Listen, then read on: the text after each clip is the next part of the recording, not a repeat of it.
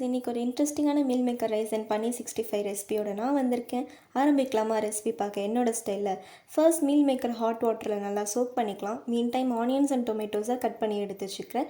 குக்கரில் 2 spoons oil add பண்ணிவிட்டு whole spices, அதாவது பே லீஃப், சினமன், கார்டமம், சோம்பு and ginger garlic paste add பண்ணிவிட்டு 2 செகண்ட்ஸ் நல்லா சாட்டே பண்ணிக்கலாம். இப்போ ஆனியன்ஸ் ஆட் பண்ணிவிட்டு அது கோல்டன் ப்ரௌன் ஆகிற வரைக்கும் நல்லா சாட்டே பண்ணிக்கலாம். ஒரு பவுலில் ரைஸ் ஆட் பண்ணிவிட்டு வாட்டர் ஆட் பண்ணி நல்லா சோக் பண்ணி நெக்ஸ்ட் டொமேட்டோஸ் ஆட் பண்ணிவிட்டு கரெக்ட் டெக்ஸ்டருக்காக டொமேட்டோஸ் நல்லா மஷி ஆகிற வரைக்கும் சாட்டே பண்ணிக்கலாம். மீன் டைம் ஒரு பவுலில் chopped onions, curd and salt add பண்ணிவிட்டு நல்லா மிக்ஸ் பண்ணி விட்டால் raita ready. Salt and turmeric add பண்ணிவிட்டு 2 minutes நல்லா சாட்டே பண்ணிக்கலாம். ரைஸ்க்கு பேஸ் டேஸ்ட்காக chilli powder, Kashmiri chilli powder, coriander powder add பண்ணிவிட்டு சாட்டே பண்ணிக்கலாம். நெக்ஸ்ட் சோக்கான மீல் மேக்கர் எடுத்து வாட்டர் நல்லா ட்ரெயின் பண்ணிவிட்டு ஸ்பைசஸ் எல்லாம் அப்சார்ப் ஆகிற வரைக்கும் நல்லா சாட்டே பண்ணிக்கலாம்.